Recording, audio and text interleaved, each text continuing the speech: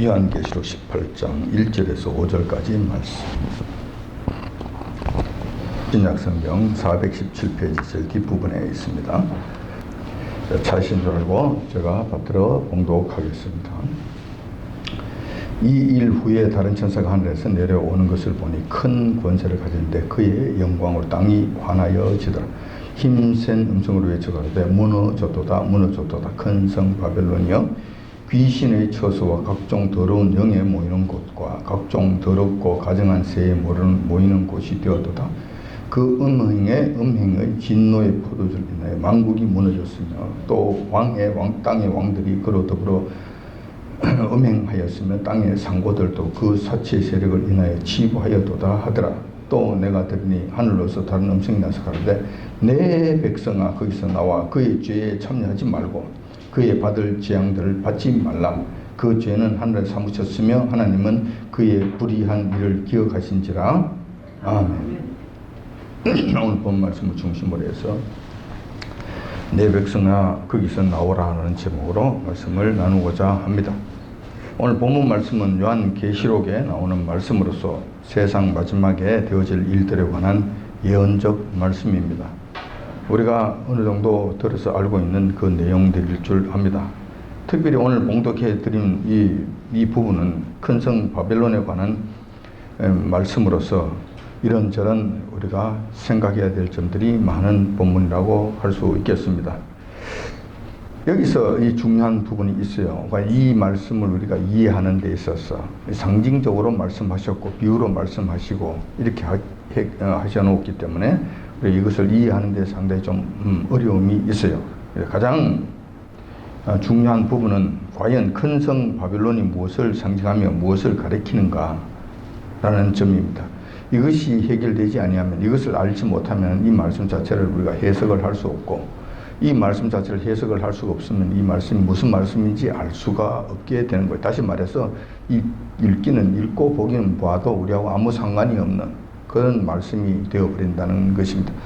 우리에게 이 말씀을 주실 때는 우리 여호와 하나님께서 저희들의 유익을 위해서 정말 꼭 필요하니까 이 말씀을 저희들에게 주신 것이 분명한데, 이 말씀 자체가 무엇인지 알지 못한다면 우리는 그냥 기머리가 되고 소경이 되어서 그냥 아무런 유익도 없이 그냥 지나가게 된다는 것입니다. 여기에 경고가 있다면 그 경고를 받아들일 수 없고, 미리 우리가 준비해야 될 것이 있다면 우리가 준비하지 못함으로 말미암아 우리 그 당하는 화를 자초하게 된다는 것입니다. 그러므로 이 문제에 대해서 우리가 깊이 한번 생각해 볼 필요가 있다. 그 중에 이 말씀을 제대로 이해하고 해석하기 위해서는 가장 핵심적인 키워드가 바로 큰 성 바벨론이라는 말씀입니다. 이 큰 성 바벨론이 무엇인가, 무엇을 말씀하시는가, 이것을 알지 못하면 아무것도 우리가 알 수 없게 된다는 것입니다. 자, 본문의 말씀은 말세 때에 일어날 현상에 관한 하나님의 말씀으로서 반드시 이루어질 말씀입니다. 지금 우리가 살고 있는 시대가 말세이기 때문에 이 말씀이 먼 미래에 일어날 남의 나라 이야기가 아니라 바로 우리에게 해당되는 말씀이라는 것입니다. 그러므로 더욱더 여기에 대한 관심이 간다는 거예요. 곧 우리에게 우리에 관한 말씀인데, 남의 나라 이야기가 아닌데 이 말씀이 무엇인지 알기가 좀 힘드니까 더욱더 속이 탄다는 것입니다.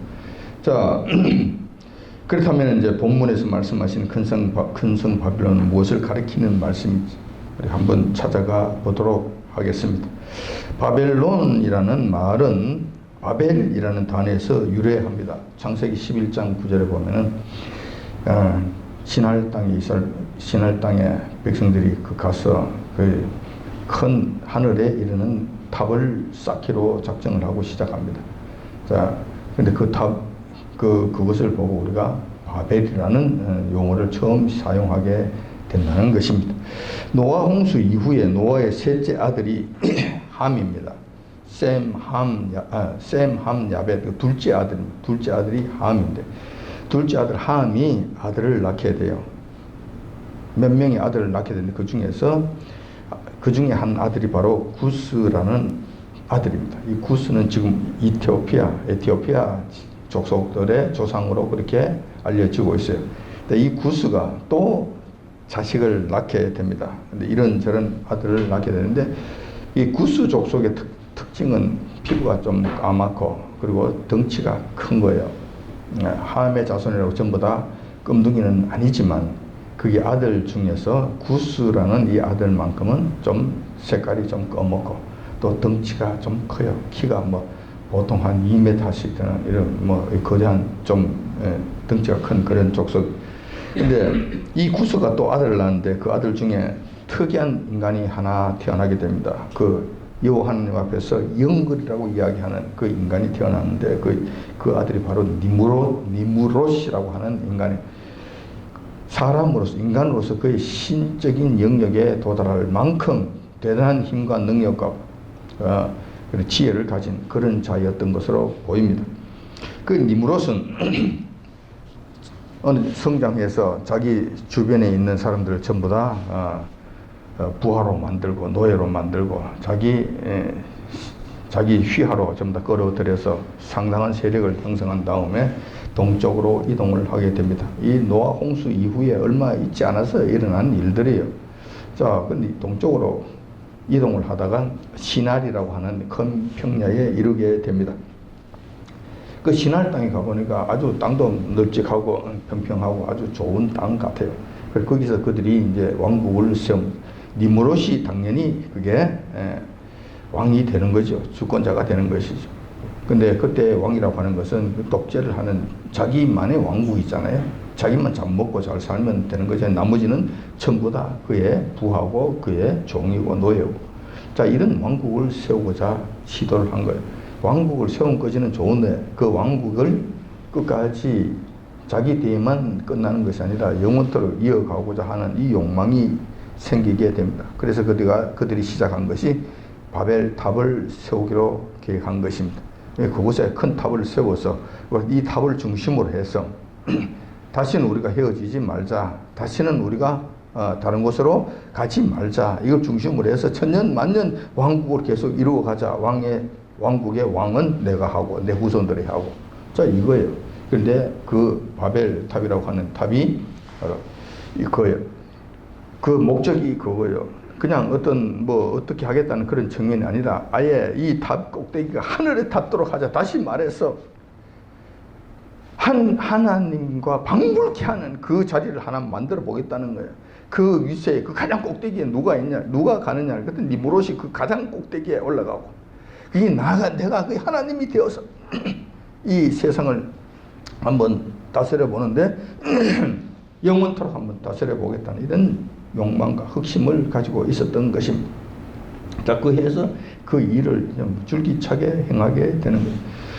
자, 지금 그때 당시에 그 시날 땅이라고 하는 그 땅이 지금도 그 지역이 어느 지역인지 대충 알 수가 있는데 그 시날 땅이라는 땅은 지금 이라크 북부 지방이에요. 지금도 있는 티그리스 강과 유브라데스 강, 티그리스 강과 유브라데스 강이 흐르는 그 중간 지역, 그 사이에 있는 아주 평지예요. 그래서 우리는 그것을 바벨론 평야라고도 부르고 그것이 바벨론 제국이 일어나게 되는 그런 핵심적인 지역이 되기도 합니다. 바벨론의 수도를 바로 티그리스 강과 유브라데스 강이 합쳐지는 그 지점의 평야 비옥한 지점을 바벨론 제국의 수도로 그렇게 정한 것을 우리가 보게 됩니다. 그래서 시날 땅이라고 하는 것은 그 지역을 의미한다. 그래서 그곳에서 그 일대에서 바벨탑을 쌓게 되었는데 물론 여호와 하나님께서 중간에 오셔서 흩어져 버리심으로 말미암아 혼잡케 하심으로 말미암아 언어를 혼잡케 하시고 하는 일들이 안 되도록 번잡케 하심으로 말미암아 그들이 중간에 이루지 못하고 망하고 끝이 나 버립니다. 물론 그렇게 됐지만은 이 바벨탑을 세울 때 그 바벨이라는 이 말의 의미에서부터 우리가 찾아가 보는 것이 중요하다라는 거예요. 그래서 제가 이 말씀을 여러분들에게 지금 설명을 해 드리는 것입니다. 이 바벨이라는 말의 의미는 원래 의미가 신의 문이라는 뜻이에요. 하나님께 나아가는 문이라는 이야기죠. 하나님을 만나러 간다든가 하나님을 잘못하면 하나님 마음에 안 들면 하나님을 치러 가는 길이 될지도 몰라요. 아무튼 신의 문이라는 그런 뜻을 갖고 있어요. 이게 너무 말도 안 되는 교만한 짓을 했고 해서는 안 될 일들을 한 것 같아요. 또 다른 의미는 뭐냐면 혼잡하다라는 의미가 있어요. 여호와께서 오셔서 그들 혼잡케 하심으로 말미암아 그들이 모든 일들을 하지 못하도록 망하게 되는 이런 일들이 있었기 때문에 바벨이라고 하는 의미는 신의 문이라는 뜻도 있고 또 번잡케 하다라는 이런 의미도 갖고 있다는 것입니다. 자, 아무튼 바벨탑 사건은 인간이 창조주 하나님께 반역을 일삼다가 노아 홍수라는 그 심판을 맞이했잖아요. 노아 홍수를 심판을 당하고 그리고 그 홍수의 그 기억이 아직도 생생한 가운데서 또다시 여호와 하나님 앞에 반역을 시도한 사건이라는 점에서 매우 중요한 사건이라고 말할 수 있습니다. 자, 우리 여기서 우리 한 가지 더 생각해 볼 것은 지금 바벨탑을 쌓는 이 일들을 할 때 노아 할아버지가 죽으셨는가 살아 계셨는가? 당연히 살아 계셨습니다. 살아 계시는 이 상태에서 이 일을 저질렀다는 거예요. 자, 그러면 노아 홍수에 있었던 노아 할아버지는 그러니까 이 바벨탑이 있을 때까지 바벨탑이 세워질 때까지 세상의 언어가 하나라고 말씀하셨어요. 한 언어예요. 근데 언어 체계가 하나인 거예요. 그때까지만 해도 하나였어요. 여호와께서 혼잡케 하시기 전까지는 한 언어였어요. 그 언어가 어디에서부터 왔느냐는 거예요. 누구한테부터 배웠냐는 거예요. 당연히 노아로부터 배웠겠죠. 노아 할아버지로부터 배웠겠죠. 노아 할아버지가 쓰시는 그 언어를 그 후손들이 자손들이 배워서 그 언어를 사용한 것이잖아요. 자, 그러면 그 노아는 누구한테 그 언어를 배웠겠냐? 그 언어는 노아의 아버지, 노아의 할아버지한테 배웠을 거 아니에요. 무드셀러 같은 이런 분들한테 배웠잖아요. 그때 노아 어릴 때는 무드셀러로 살아계셨을 것이니까. 그럼 다시 말해서 그 사용하는 그 언어는 노아가 사용하는 그 언어는 그 전에 아담에서부터 시작해서 사용했던 홍수 이전의 언어를 그냥 계속 사용해 왔다는 거예요. 바벨탑을 지을 때 바벨탑에 그때까지 사람들이 사용하는 그 언어는 아담에서부터 시작되는 그 언어 체계를 계속해서 이어왔다고 이야기할 수 있는 거예요. 다시 말해서 바벨이라는 말에 왜 바벨이라는 이 단어는 현대에 와서 우리가 만들어낸 단어가 아니고 노홍수 이전에 옛날부터 사용했던 그 단어를 그대로 사용해 와서 그 단어를 거기에 붙였던 것이다. 이렇게 우리가 볼 수 있다는 것입니다. 그때 당시에 다른 언어가 없었기 때문에. 그러니까 신의 물이라는 이 뜻의 의미는 과거에 노아 홍수 이전에 사용했던 그 우리의 믿음의 조상들이 사용했던 그 단어가 그대로 내려온 것이다. 이런 측면에서는 그 단어가 생각할 때 참 신비롭다라는 생각까지 들게 된다는 것입니다. 자, 아무튼 바벨탑 사건 이후에 바벨탑 쌓는 것은 중단되었지만 여호와 하나님을 향한 반역의 정신은 그대로 개성이 됩니다. 무슨 이야기냐면 바벨탑을 건설하였던 땅을 중심으로 해서 바벨론이라는 나라가 건설되어서 결국 여호와 하나님을 대적한 일을 계승하게 됩니다. 바벨론이라는 나라는 여호와 하나님 일을 한 것이 아니라 여호와 하나님의 일들을 방해하고 대적하고 못하게 하는 그런 일들을 한 대표적인 나라로서 등장하게 된다는 거예요. 다니엘을 죽이려고 했고 다니엘의 세 친구들을 완전히 그런 불무불에 갖다 던져 없애버리려고 한 이런 일들이 바로 바벨론 제국에서 일어난 일들이 거대한 금신상을 또 신할 평야인 것으로 보이는데 그 평야에 세워놓고 거기 전부 다 절하라고 하면서 여호와 하나님의 신앙을 완전히 말살해버리려고 시도했던 것도 바벨론이라는 제국에서 일어난 일들입니다. 자, 그 후에 바벨론이라는 나라는 멸망당하여 역사 속으로 사라졌지만 지금도 신할 땅을 중심으로 한 이슬람 국가가 세워져서 마지막 때에 여호와 하나님을 대적하는 일에 앞장서고 있는 것을 보게 됩니다. 지금 신할 땅을 중심으로 한 이슬람 국가는 지금 어느 나라를 이야기합니까? 그것이 바로 이란, 이라크, 시리아와 같은 그 이슬람 국가들을 의미한다는 거예요. 그들이 하나가 되었어요. 결국은 요 하나님 대적하는 이런 일에 앞장서는 그런 모습들을 지금 보고 있는 거예요. 따라서 바벨론이라고 하면 우선 우리가 염두에 둬야 할 것은 이런 것들입니다. 첫째, 창조주 하나님께 대적하는 세력이라는 거예요. 바벨론이라는 이 말, 바벨이라는 이 단어가 사용될 때는 첫째, 이 하나님께 대적하는 것이라는, 이 하나님을 경외하는 것이 아니라 대적하는 세력이라는 거예요. 첫째 염두에 두셔야 돼요. 두 번째, 하나님의 백성 또는 교회를 탄압하거나 타락하는 길로 끌고 가는 세력들과 관련이 있다는 사실입니다. 어떻게 하든지 하늘의 하나님을 대적을 해야 된대. 그 하늘의 하나님을 대적하기가 힘드니까 이 땅에 있는 하나님의 자녀들, 교회들 대적해서 무너뜨리고 박해하고 그들을 탄압하고 하는 이런 일들, 못하게 하는 그런 일들에 앞장서는 세력이라고 보는 거예요. 자, 교회가 마지막 때에 교회가 살려고 하면은 어쩔 수 없이 배도의 길을 걷게 됩니다. 교회에 다우려고 한다면은 고통과 괴로움과 죽음을 감수해야 된다. 이걸 각오해야 된다. 그렇지 않고는 교회에 다와질 수가 없다. 마지막 때에 또 바벨론이라는 이 거대한 세력들이 나타났어. 이 교회를 말살하려고 덤벼들 건데 이때 교회가 살려고 하면은 배도하는 길밖에 없어요. 다른 길이 없다. 세상과 타협할 수밖에 없는, 타협하는 것 이 외에는 다른 길이 없다는 것. 자, 이런 시대가 지금 온다는 거예요. 자, 바벨론이라고 하는 것, 바벨이라고 하는 이 단어 속에서는 이러한 내용들이 함축되어 있고 이런 것들이 거대하게 움직이고 있고 지금은 없어진 것이 아니라 아직도 그 거대한 세력들이 지금도 우리 가운데서 역사하는 영의 세력으로 아주 악한 영의 세력으로 지금도 우리 주변을 감싸고 있다는 이 사실을 우리 먼저 염두에 두셨으면 좋겠습니다. 그런 다음에 우리 본문의 말씀을 한번 찾아가 보고자 합니다. 본문 말씀에 의하면 바벨론이 정치적 주권을 가진 특정한 나라를 지칭하는 것 같지는 않아요. 옛날에 과거의 바벨론 제국처럼 그 바벨론 나라를 지칭하는 것 같지는 않다라는 거예요. 왜냐하면 거기에 지금 특별한 지역을 의미하는 것이 아니고 그리고 특별한 왕을 의미하는 것이 아니고 특별한 백성들을 의미하는 것이 아니에요. 전 세계적으로 이루어지는 이런 범세계적인 이 차원에서 일어나는 일 같아요. 특정한 국가는 아닌 것 같다는 거예요. 그래서 오늘 그 특징을 중심으로 해서 한번 살펴보면은 본문에서 말씀하시는 바벨론에 관한 말씀이 있어요. 이 특징을 몇 가지를 지금 설명해 놓으셨어요. 자, 이것을 한번 찾아가고자 하는 것입니다.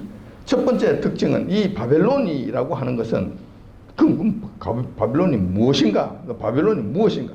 자, 바벨이라는 이 단어의 원어에서부터 우리가 찾아봐서 그것이 이 하나님을 대적하는 세력과 이 땅의 하나님의 교회와 하나님의 사람들을 이렇게 괴롭히고 탄압하고 방해하는 그런 세력들, 이런 세력들이라고 하는 이런 내용들을 함의하고 있다는 것을 먼저 바탕에 깔고 오늘 본문에서 말씀하시는 바벨론이라고 하는 이 바벨론에 대한 특징을 한번 살펴보고자 하는 거예요. 첫 번째 특징이 바로 큰 성이라는 거예요. 이 바벨론이라고 하는 것은 큰 성을 의미한다는 거예요. 자, 18장 21절에도 있고 17장 18절에도 있는데 또 내가 본 바 여자는 땅의 임금들을 다스리는 큰 성이라 하더라. 큰 성이라 하더라. 이 큰 성 원어로는 메가라는 말을 우리가 많이 알잖아요. 메가마트, 큰 시장이라는 뜻이잖아요. 메가마트. 그럼 원어도 메가예요. 메가. 액센트가 앞에 있어요. 메가스, 폴리스. 자, 여러분들 잘 아시잖아요. 폴리스 하면은 이거는 도시라는 거. 요즘도 이 단어를 사용하잖아요. 원어가 그래요. 메가스 폴리스. 이건 엄청나게 큰 도시를 의미한다는 거예요. 그러니까 이 원어를 봤을 때도 이것은 어떤 상징적으로 어떤 도성을 이야기하는 것이 아니고 영적인 상태에서 뭐를 이야기하는 것이 아니고 비유로 말씀하시는 것이 아니라 아예 큰 도시라는 거예요. 큰 도시라는 것이 이 원어로 그냥 팍 찍어 놨어요. 여러 군데서 몇 번 걸쳐서 팍 찍어 놓은 거예요. 상징적으로 말씀하시는 것이 아니라 아예 땅의 임금들이 다스리는 큰 도시라는 거예요. 그러니까 도시가 한두 군데가 아니라는 거죠. 큰 도시, 큰 도시, 큰 도시들을 의미한다는 거예요. 자, 그리고 그래서 이것을 봤을 때는 우리가 일단 이 지구상에 있는 큰 도시들을 의미한다고 일단 이렇게 보는 것이 맞아요. 상징적으로 특별히 상징하는 것이 아니기 때문에 이 바벨론이라는 것이 상징적인 것이지 바벨론을 이 규정하는 이 특징은 상징이 아니라고요. 이것이 상징이고 이것 상징을 확인시켜주는 이 특징들은 상징으로 말씀하시는 것이 아니라 사실을 말씀해 주시는 거예요. 그래야 이 상징이 풀릴 거 아니에요. 이 상징이 뭔지를 알 거 아니에요. 이 어렴풋이한 이것들이 무엇인지 정체가 밝혀지도록 할 것 아니에요. 그러기 위해서는 이 실질적인 것을 가지고 그것을 보여주신다. 말씀의 특징으로 그것을 설명해 주신다는 거예요. 자, 첫 번째 특징, 큰 성이다. 지금 이야기할 것 때문에 이건 대도시를 의미한다. 세계 속에 있는 대도시들을 의미한다. 자, 두 번째 특징은 귀신들의 처소라는 거예요. 다시 말해서 귀신들이 바글바글거리는 곳이라는 거예요. 아이고, 이 대명천지에 무슨 귀신이 있냐고. 옛날에는 귀신 들린 사람들이 그냥 눈이 동자가 들어가고 그리고 정신없이 자기 몸을 해치고 이렇게 밤새도록 돌아다니고 이런 일들을 행했지만 요즘은 그런 귀신이 없어요. 시대가 바뀌었잖아요. 귀신이 아주 고급화되었다니까. 귀신이 아주 고상해졌다니까요. 사람 속으로, 심령 속으로 파고들어서 사람 정신을 황폐케 하고 그 정신이 혼미케 하고 정신이 그냥 제정신이 아니도록 만드는 이러한 일들은 도시 속에서 지금 엄청나게 일어나고 있어요. 여러분들 한번 보십시오. 서울 사람들의 70%, 적게 잡아서 60%, 많게 잡아서 80%까지. 서울 사람들의 60%에서 80%까지 제정신이 아니거나 귀신이 들렸거나 정신이 없거나 제정신이 아닌 상태 정신적 이상을 가지고 사는 사람들이라고 이야기하는 거예요. 아마 통계가 그렇게 나와 있어요. 제정신으로 사는 사람이 지금 없다는 거예요. 서울만 해도 그렇다는 거예요. 이거는 무엇을 의미하는 것인가? 귀신들이 그들에게 고상한 방식으로 참여해서 그들을 끌고 가고 있는, 그들에게 영향력을 미치고 있는 거예요. 귀신에 붙잡혀서 사는 자들이에요. 그러니까 그들의 특징은 항상 불안해요. 스트레스가 항상 쌓여요. 뿐만 아니라 항상 무한 경쟁 가운데 그냥 이웃을 사랑한다는 이런 개념이 없어요. 같은 치카네. 이웃은 적으로 생각하고 원수로 생각하고 그런 지옥과 같은 삶을 스스로 만들고 있는 거예요. 서로가 서로를 만들고 있는 거예요.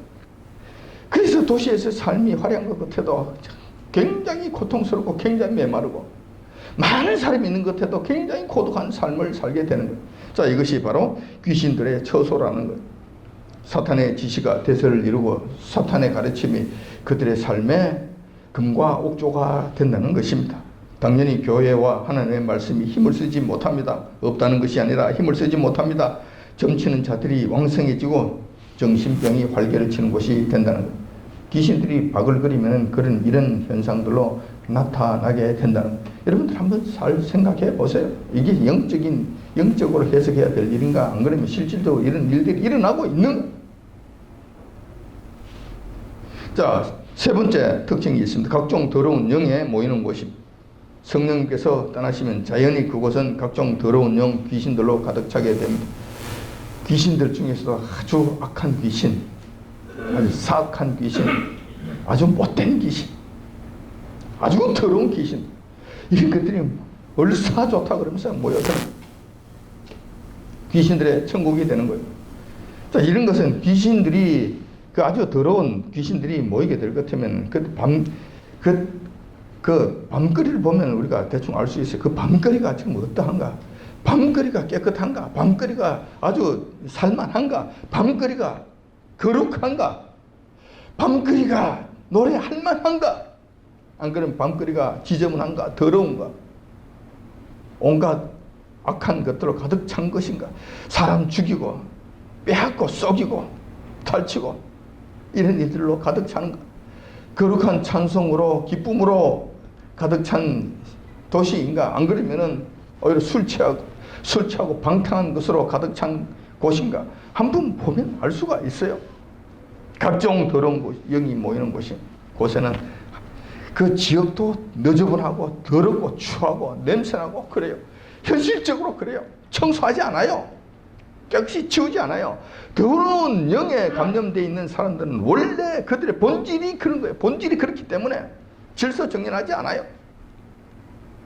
분명히 그곳에는 술 취하고 타락하고 음행하고 하는 일들이 가득 차게 될 거예요. 그곳에서는 사람을 죽이고 사람을 빼앗고 썩이고 하는 이런 일들을 가득 차게 될 거예요. 당연히 우리가 도시의 뒷골목들을 바라보는 그런 모습들이 연상되어진다는 것입니다. 그리고 네 번째로 각종 더럽고 가증한 새에 모이는 곳. 가증한 새가 모이는 것입니다. 자, 가증한 새가 무엇인가? 원어를 찾아봤더니만 오르네온이요. 오르네온. 자, 오르네온이 무엇인가 했더니만 다른 의미가 있는 것이 아니고 새를 그냥 날아다니는 새예요. 그냥 새 종류를 몽땅 묶어서 그냥 오르네온이라고 이야기하는 거. 그 단어로 한 군데만 사용되는 것이 아니라 여러 군데서 이 오르네온이라는 단어가 사용이 되는 거예요. 자, 그렇다면은 이것은 뭐 어떤 다른 영적인 것으로 해석할 것이 아니라 그냥 새는 새예요. 그냥 새인데 어떤 새냐면 가증한 새라는 거예요. 더러운 새라는 것이죠. 옳지 못한 새라는 것이죠. 깨끗한 새가 아니에요. 깨끗한 것을 상징하는 그런 비둘기와 같은 이런 새들이 아니고, 그 다음에 백조와 같은 이런 새, 고고한 새들이 아니고 더러운 새들, 가증한 새들이 모인다는 거예요. 말하자면 까마귀 같은 거, 빡지 같은 거, 독수리 같은 거, 전염병을 옮겨 다니는 그런 더럽고 지저분한 새들. 이런 새들이 그냥 모여들어서 그곳에 자리를 틀고 살고 있다는 거예요. 그런 특징들을 보인다는 거예요. 왜냐하면 도시가 너무 더럽기 때문에. 낮에는 치우겠지만 밤에는 더럽죠. 앞에 사람들이 나다니는 곳은 그냥 분칠을 한 것처럼 좀 어느 정도 깨끗한 것이 보이지만 뒷골목으로 가면 아주 또 너저분한 것을 가득 차 있잖아요. 다 청소하지 못한 너저분한 곳들이 있잖아요. 그것을 보금자리 삼아서 사는 새들이 모인다. 실질적으로 그렇게 된다는 거예요. 그 다음에 다섯 번째 특징이 있는데 땅의 왕들이 그로 더불어 음행한다는 거예요. 땅의 왕들, 그러니까 여기서는 왕이라고 그랬지만 지금은 그 뭐 대통령은 왕이라고 이야기할 수 있는 것이고, 또 권세를 가진 사람들, 적어도 뭐 군수, 도지사, 뭐 시장, 그다음에 정치인들 중에서 국회의원, 뭐 이런 자들, 뭐 군의회 의장까지도 포함되겠지. 뭐 이런 자들은 그로 더불어서 음행한다는 거예요. 그때 그로 더불어서 그가 누구냐면 이 바벨론으로 더불어서 음행한다는 거예요. 밤문화에 깊이 심취해서 낮에는 그럴듯하게 거룩한 척하고 착한 척하고 잘하는 척하지만 그냥 해만 지면은 밤문화에 깊숙이 빠져들어서 그 방탕한 생활에 깊숙이 빠져든다는 거예요. 그것을 즐긴다는 거예요. 그것이 그들의 문화가 된 거예요. 그 문화가 된다는 말의 의미는 그것이 더 이상 그들이 그것으로 인해서 죄의식을 느끼지 못한다는 거예요. 그것이 죄가 아니에요. 뭐 니도 하고 나도 하고 원래 그런 건데 뭐 그러고 가는 거예요. 그렇게 사는 거예요. 원래 그렇게 사는 줄 알고 사는 거예요. 이것이 문화가 되는 거예요. 지상에 있는 정치 지도자들이 바빌론 도시 문화에 휩싸여서 음행에 깊이 잠겨들게 된다는 거예요. 자, 정치하는 자들과 이 음행하는 일들과 관계없는 사람이 있겠는가? 물론 드물지만 안 있겠습니까? 그렇지만 여기에 다 관련이 되어 있다는 거예요. 로비를 다 이런 식으로 한다는 거예요. 로비를 다 이런 식으로 한다는 거예요. 이런 식으로 다 녹여버린다는 거예요.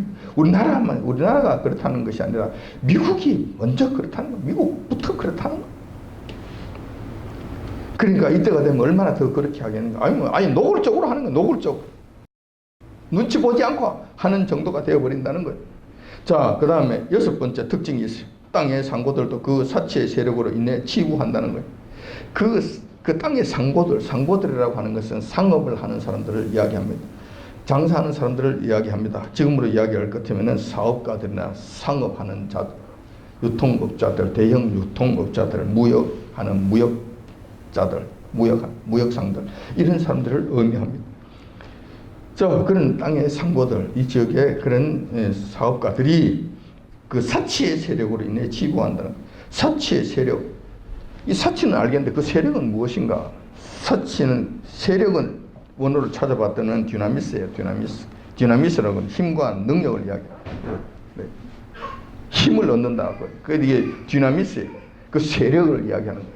힘과 능력, 세력 이런 것을 디나미스라고 이야기하는데, 그럼 사치의 세력은 무엇을 의미하는가? 사치를 하게끔 하는 그 능력이 있는 거예요. 사치를 하게끔 하는 그 배후의 힘이 있는 거예요. 사치를 하게끔 하는 그 풍조, 그것을 의미하는 거예요. 그 사치를 하지 않으면 안 되는 일을 막 그냥 밀어붙이는 그런 것이 있는 거예요. 예를 들면 그래요. 요즘은 스마트폰 다 가지고 있잖아요. 스마트폰 들고 다니지 않으면 안 되는 거예요. 바보가 되는 거예요. 그러니까 이게 스마트폰을 가지고 다닐 수밖에 없는 어떤 힘과 세력이 있는 거예요. 이거 디나미스라고 이야기하는 거예요. 따라가게 만드는 거예요. 지금도 그래요. 요즘 보면은 무슨 여인네들이 젊은 여자들은 긴 머리 해서 이렇게 저기 길 건너 찰랑찰랑 하도록 해서 다니는 이 머리가 이게 거의 유행이 돼요. 이거 안 하면 안 되는 것 같아요. 안 하면은 결혼하지 아니하는 젊은 여인들은 이걸 해야 돼. 이거 안 하면은 시대에 뒤떨어진 것 같아서 하도록 강요가 되는 거예요. 너도 나도 다 하는 거예요. 뿐만 아니라 바지는 요즘 보면 좀 쫄바지 있잖아요. 딱 붙는 바지. 자, 이걸 안 입고 다니면은 시대에 뒤떨어진 것 같아서 밖에 나가지도 못하는 거예요. 자, 이런 것들이 바로 사치의 세력으로 이야기하는 거예요. 그 길로 몰아가는 그 힘이 있다는 거예요. 자, 이런 것들 때문에 그러니까 유행을 만들고 다른 사치하는 것을 자꾸 만들고 조장하고 해서 이런 일들을 통해서 이 사업하는 사람들, 상업하는 사람들이 치부한다는 거예요. 근데 큰 돈을 만지게 된다는 거예요. 큰 돈을 자꾸 벌게 된다는 거예요. 자, 이런 일들이 그때 당시에 특징으로 일어나게 된다는 거예요. 근데 여기서 중요한 것은 그냥 정당한 거래를 해서 치부를 한다, 이게 아니에요. 양식을 열심히 생산해서 이 쌀을 팔아서 돈을 만든다, 이게 아니에요. 사치를 통한 치부예요. 사치를 통한 칩. 그러니까 해서도 안 해도 상관없는 이런 것. 허식, 사치, 쓸데없는 낭비.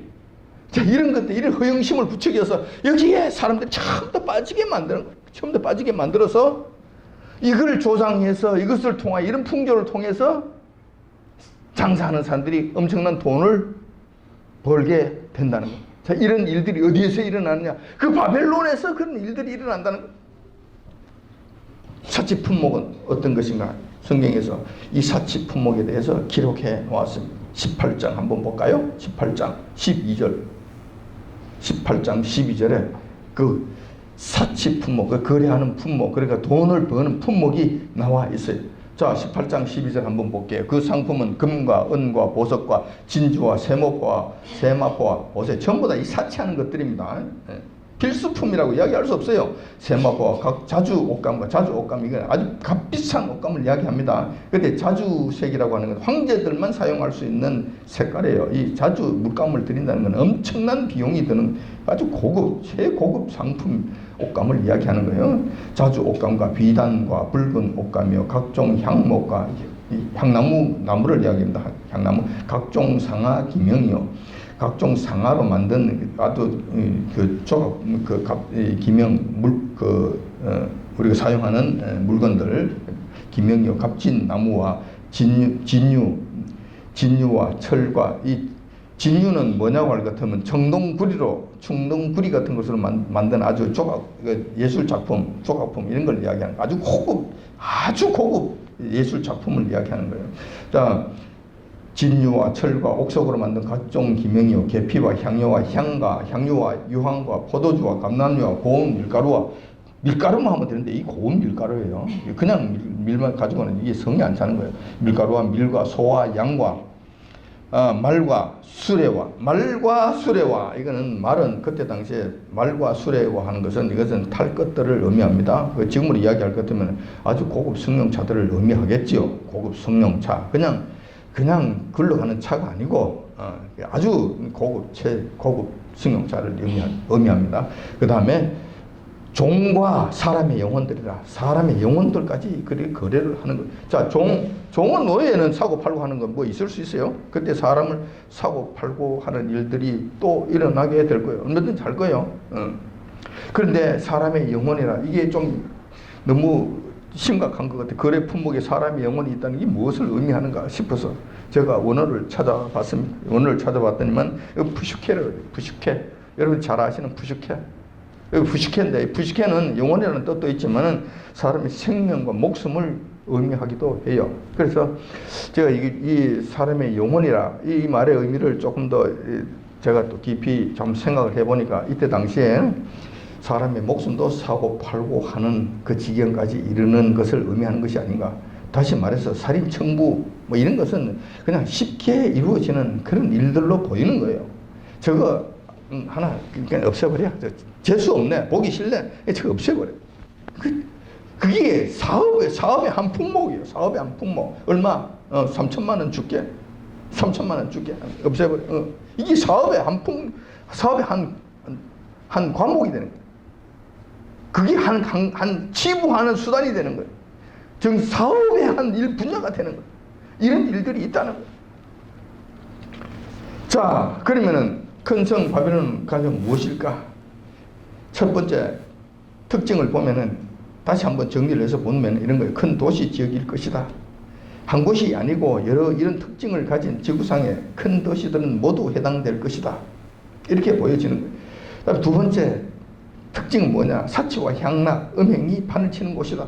이게 시골 마을에서 시골 그냥 농촌 마을에서 이런 일들이 일어납니까? 사치와 향락 뭐 이런 것, 음행이 이런 판을 칠 수 있습니까? 안 돼요. 제가 지금 시골 가서 풀 뽑아 보니까 풀 뽑고 난 뒤에 저녁 되면 그냥 자는 거, 그냥 자는 거. 이게 그냥 뭐 사람이 퍼져서 꼬그려져서 그냥 자는 거예요. 사치와 향락 할 시간도 없고 할 수 있는 여건이 되질 않아요. 그러므로 이런 것들이 일어나는 곳이 어디겠는가? 한번 생각해 보시라는 거예요. 그 다음에 하나님의 말씀은 사라지고 귀신들이 우글거리는 곳일 것이다.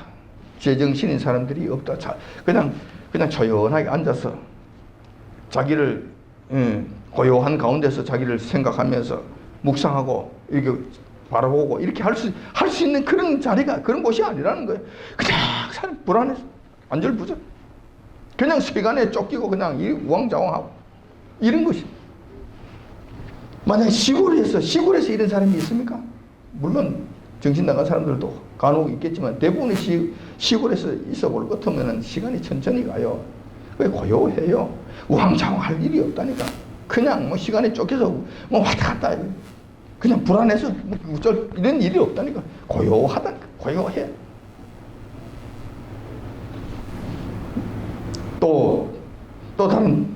또 다르게 본다면 외형은 지극히 화려하지만 속으로는 날마다 죄악을 쌓아서 그 죄악 하늘에 사무치는 상태가 될 것이다. 시골에는 이렇지 않아요. 물론 여호와 하나님을 숨기지 않는 자들이 많이 있지만 죄악을 날마다 쌓아서 그 독한 죄악을 쌓아서 그 죄악이 하늘에 사무치도록 하는 일들은 시골에서는 안 일어난다니까. 그런 일들은 없다니까. 근데 시골은 외형이 화려하지 않아요. 상고들이 치부하는 일들도 별로 없어요. 그냥 소박하게 살아요. 근데 도시는 화려하잖아요. 명품들로 즐비하고 그냥 충동 구매를 할 수 있는 거기 따라가지 않으면 안 될 것 같은 이런 일들이 뭐 즐비하게 널려 있잖아요. 그런데 한 블록만 뒤에 가면 더러운 것으로 가득 차고 저녁 불만 꺼지고 나면은 가정 음행으로 가득 차는 이런 더러운 곳이 된다는 거예요. 이런 곳이 어딜까? 상징적인 것일까? 아니 이것이 영적인 해석으로 끝날 것인가? 그렇지 않아 보이는 거예요. 그렇지 않아 보이는 거예요. 거의 눈으로 그려지게 되고 눈으로 보여지게 되는 거예요. 지금 현재도 이런 곳이 있어요. 그래서 저는 감히 말씀을 드리는 거예요. 대도시들이다. 큰 도시들이다. 울산이 해당되는가? 글쎄, 울산은 좀 위험한 것 같아요. 울산 정도 되면은 뭐 꼭 그렇다고 이야기할 수는 없겠지만 그래도 안전하지는 않다. 밀양은 어떨까? 밀양 정도는 도시라고 이야기할 수 없을 것 같아요. 그건 해당이 안 될 것 같아요. 아무튼 저는 그렇게 보여진다는 것입니다. 자, 그럼 우리는 어떻게 해야 됩니까? 우리는 하나님 명령에 따라야 됩니다. 순종하면서 살아가는 것이 가장 현명하게 살아가는 방법이기 때문에 그렇습니다. 하나님께서 이렇게 명령하셨습니다. 내 백성아 거기서 나오라라고 명령하십니다. 거기서 나오라. 이게 어디냐고. 바빌론이잖아요. 큰성 바빌론이잖아요. 그 큰성 바빌론에서는 나와야 되는 거예요. 거기서 사는 삶은 안 된다는 거예요. 하나님께서는 당신의 백성들에게는 세상 돌아가는 상황들을 충분히 가르쳐 주십니다. 그래서 자녀된 우리들은 앞날에 대한 두려움이 없습니다. 어떻게 될 것인가 모르니까 두려워지는 거예요. 그런데 우리는 두려움이 없습니다. 당연히 이러한 사실들은 공개된 비밀이에요. 요 하나님께서 이렇게 말씀하시는 것은 공개된 비밀이에요. 지금 바벨론과 관련된 큰성 바벨론에 가는 것도 공개된 비밀이잖아요. 우리에게는 더 이상 비밀이 아닙니다. 세상 사람들에게는 감추어진 것들이기 때문에 비밀이라고 이야기하는 것입니다. 우리는 이 말씀을 들었기 때문에 대비를 할 수 있습니다. 그러나 세상 사람들은 이러한 음성을 듣지 못하고 알지 못함으로 말미암아 대비조차 하지 못하게 됩니다. 명령에 순종하는 것을 우리는 믿음이라고 합니다. 우리는 그 믿음으로 구원을 얻는다고 고백을 합니다. 이번에도 내 백성아 거기서 나오라 라고 명령하십니다. 그 말에 순종하면 우리가 삽니다. 그 명령에 불순종하면 우리가 죽음을 맞이하게 될 것입니다. 그러나 그 명령을 순종하기는 결코 쉽지 않을 것입니다. 쉽겠는가? 그렇지 않을 것이라는 것입니다. 왜 그러냐면 첫 번째, 거기서 나오라는 말씀을 듣고서도 그 말씀을 온전히 해석하지 못하고 자의적으로 해석하다가 자기 편한 대로 길을 가기 때문에 그래요. 자, 이렇게 뭐 복잡하네. 뭐 잘 모르겠네. 한 가지 따지고 분석하고 들어가서 이게 그 그림을 그려야 되는데 이 그림 그리는 것이 뭐 잘 안 되네 모르겠네 뭐 귀찮네. 그러니까 아이고 이건 뭐 영적인 이야기 나중에 일어난 일이고 영적인 일이지 뭐 이걸 가지고 뭐 그러면 이제 끝나버리는 거예요. 뭐 영적인 세계로 끝나버려요. 지금 현재 우리와 관련 있는 사건이 아니에요. 지금 현재 우리 주변에 있는 그런 사건과 지역과 우리가 행해야 될 일하고 상관이 없어지는 거예요. 멀리 그냥 사라져 버리는 거예요. 그것은 현실적인 장소가 아닌 영적인 부분을 설명한다라고 이렇게 해석하고 그렇게 판단해 버린다면 더 이상 몸으로 움직일 이유가 없는 거예요. 몸으로 순종할 일이 없게 되는 거예요. 나올 일이 없는 거예요. 그 좀 조심하면 되겠네. 조심하는 척하면 되겠네. 그리고 끝나버려요. 그것이 순종으로 우리 몸이 움직여지고 순종으로 우리가 화답하지 못하게 된다는 거예요. 두 번째, 이것이 어려운 것은 이렇기 때문에 이 말씀을 순종하는 것이 쉽지 않다는 거예요. 그 말씀을 바로 해석하고 따라가는 것이 자체가 쉽지 않기 때문에 어려워요. 두 번째, 하나님의 백성이라고 하더라도 도시 속에서 살다가 보면 경제적, 금전적, 인간적 관계 속에서 서로 얽히고 섞여서 빠져나오는 것이 쉽지 않기 때문에 그렇다는 거예요. 두 번째 이유가 여기에 있어요. 실제로 이 말씀이 그렇다는 거, 도시의 삶이 이렇다는 거, 이렇게 이다가는 참 문제가 된다는 거, 하나님 말씀이 이 말씀이라는 걸 깨달고 알았다, 칩시다 한다 하더라도 실질적으로 그곳에서 발을 빼고 나오는 것이 쉽지 않다는 거예요. 왜냐하면 지금까지 거기서 얽히며 설키며 살았잖아요. 사치한 생활에 그냥 푹 젖어 있었잖아요. 그리고 그곳에서 같이 치부하고 탐물을 같이 빨아먹었잖아요.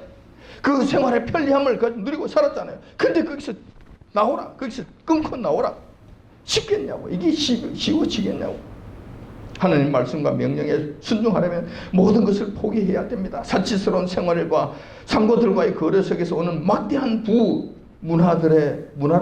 문화라는 이름에 그 즐기는 이런 일들, 이런 것을 모두 포기한다는 것이 쉽겠는가? 가능하겠는가?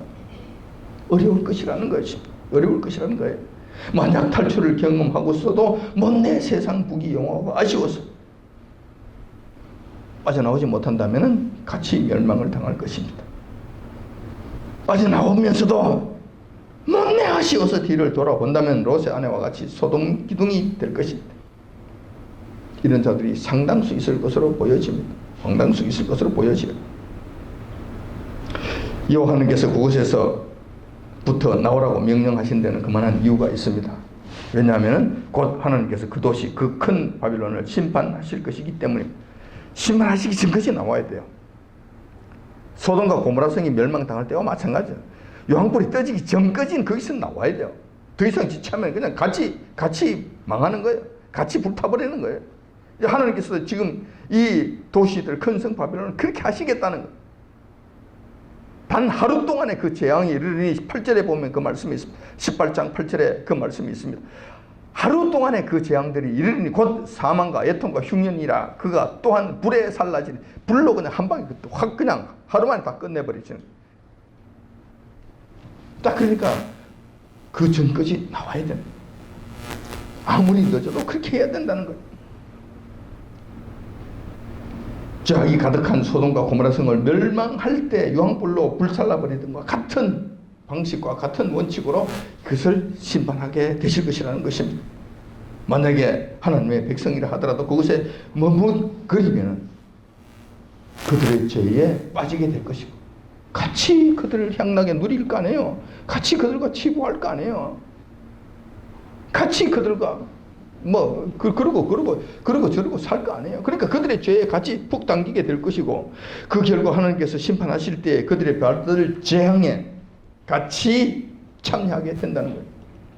4절에 이 말씀이 있잖아요. 4절에 18장 4절에 또 내가 들으니 하늘로서 다른 음식 나서 가로되 내 백성아 거기서 나와 그의 죄에 참여하지 말고 그게 있는 한 그의 죄에 참여하지 않을 수 없어요.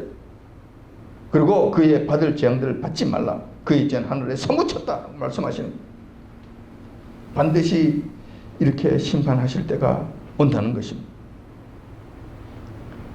지금 현재 우리가 해야 될 일은 무엇입니까? 본문 말씀은 지금 당장은 일어날 일은 아닙니다. 즉 그리스도 짐승이 나타나고 난 다음에 일어날 일들입니다. 따라서 지금 현재를 살아가고 있는 우리는 아직 조금의 여유는 있습니다. 지금 당장 나타날 일들은 아니라는 것이죠.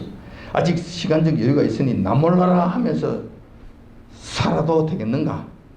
그러면 이건 또 안 된다는 것입니다. 전혀 그렇게 하면 안 된다는 거예요. 마지막 재앙은 해산의 고통과 같이 어느 날 갑작스럽게 들이닥치기 때문에 그렇습니다. 그래서 지금부터 준비하는 것이 좋습니다. 지금부터 준비하셔야 된다는 거예요. 자, 어떤 준비를 해야 할 것인가? 저와 여러분들은 지금 서울 같은 대도시에 사는 것이 아니기 때문에 지금 당장 그곳에서 나오고 이렇게 하라는 뜻은 아니에요. 그러면 대도시에서 사는 사람들은 청산하고 나오는 것이 좋겠죠. 그것은 맞을 것 같아요. 그러니까 지금 우리는 그런 정도까지는 아니기 때문에 당장 그 대도시의 삶을 정리하고 나오라 이렇게 말씀드리고 싶지는 않습니다. 그렇지만 우리가 지금부터 준비해야 될 일들은 있다. 첫 번째, 검소한 생활을 즐겨야 한다는 것입니다. 호사스러운 생활과 사치스러운 생활은 피하는 것이 좋습니다. 명품에 정신이 뺏긴다든지 비싸고 맛있는 식도락에 중독된다든지 지나치게 편리한 첨단 생활을 추구한다든지 이런 것들은 여러분 조금 멀리하는 것이 좋습니다. 그렇다고 해서 완전히 산중에 들어가라는 이런 말은 안 해요. 여기에 중독되지 말라는 거예요. 거기에 정신이 빠지지 말라는 거예요. 그거 없이는 못 산다. 이런 지경이 되면 안 된다는 거예요. 조그만 불편함도 참지 못해서 그냥 펄펄 뛴다든지 이런 것은 안 된다는 거예요. 다시 말해서 소박한 삶을 즐겨야 한다는 것입니다. 소박한 삶을 즐겨하십시오. 땀 흘리면 땀이 나면 땀 흘리는 것도 조금 한번 경험해 보세요. 걸어가야 될 일이 있을 것 같으면 좀 걸어가는 것도 한번 해 보시라고. 밥을 먹는 것이 좀 어려울 것 같으면 한번 건너뛰는 것도 한번 생각해 보시라니까. 안 되면 감자 삶아서 먹는 것으로 한 끼를 한번 떼어 보시라니까. 이런 저런 것도 하면서 아이고 내 팔자인데 이렇게 어떻게 하느냐고 다른 사람들은 어떻게 하는데 막 어쩌고 이렇게 하지 마시라니까. 소박하게 사시라. 소박한 삶을 즐기시라.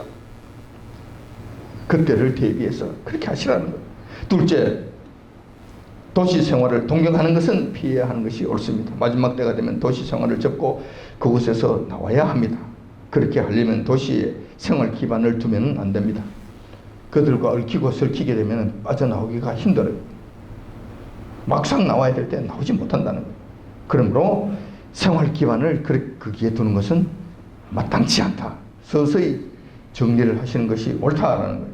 세상적 출세와 물질적 풍요를 추구하는 것도 여러분들이 잘 다스릴 줄 알아야 되는 거예요. 자, 세상에서 출세를 하려면 도시로 가야지. 물질적 풍요를 추구하려면 시골에서는 안 되지. 자, 그런데 이런 것을 여러분들 자제할 줄 알아야 되고 어느 정도 다스릴 줄 알아야 된다는 거예요. 마지막까지 하나님의 백성들의 발목을 잡는 것은 무엇인 줄 아십니까? 그 바로 돈이 여러분 발목을 잡게 된다는 거예요. 돈을 초월하지 못할 것 같으면 여러분 도시에서 나와야 되는 걸 알면서도 나오지 못하고 유황불이 떨어지는 것을 알면서도 그곳에서 유황불을 맞는 일들이 일어나지 않는다는 보장이 없다는 거예요. 그러므로 여러분 이런 부분들을 여러분들이 잘 다스릴 줄 알아야 된다. 지금부터 하시라는 거예요. 세 번째, 하나님 말씀에 늘 귀를 기울여야 합니다. 세상에 취해 살다가 보면 하나님의 음성을 듣지 못하는 경우가 생깁니다. 하나님께서 말씀하지 않으셔서 못 듣는 것이 아니라 세상 삶을 산다고 정신이 없어서 그 말씀을 들을 수 없는 상태가 되기 때문에 못 듣는 거예요. 이렇게 되면 이제 세상 사람하고 더 나을 것이 없는 지경이 되는 거예요. 결정적인 순간에 피하라는 경고의 음성을 놓치게 됩니다. 그러면 망하게 된다는 것입니다. 또한 성령님의 인도하심을 받아야 합니다. 성령님은 진리의 영이심으로 우리를 진리의 길로 인도하십니다. 지금도 마찬가지입니다. 우리가 지금 성령님의 인도하심을 받고 있다면 진리의 길에 서게 됩니다. 당연히 피해야 될 그 길에서 피하게 되고 나와야 될 그 길에서 나오게 하실 것입니다. 뿐만 아니라 지금 당장 거기서 나오는 일은 없다 하더라도 당연히 옳고 그름을 분별할 수가 있고 악한 길에 서거나 진리가 아닌 불의의 길에 다니지 아니할 것입니다. 이런 불의한 곳에서부터라도 나와야 합니다. 지금도 그 불의한 길에서 나와야 돼. 옳지 못한 것에서 서성거리면 안 되는 거예요. 진리의 영께서 우리를 인도하실 때 당연히 그 길에서 나오게 하실 것이므로 나와야 된다는 거예요.